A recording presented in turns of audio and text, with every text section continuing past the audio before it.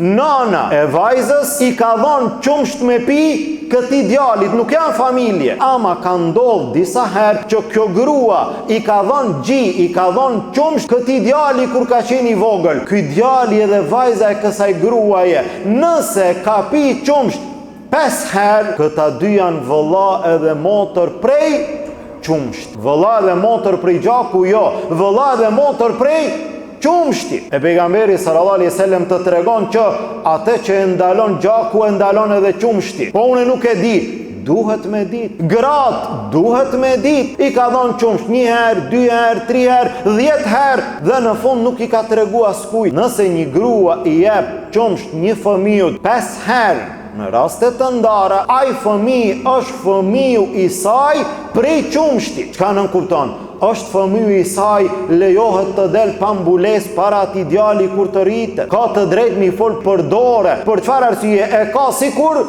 djalin e saj. E tash kur të vinë martesat më vonë, e di që këtë martesë ka haram.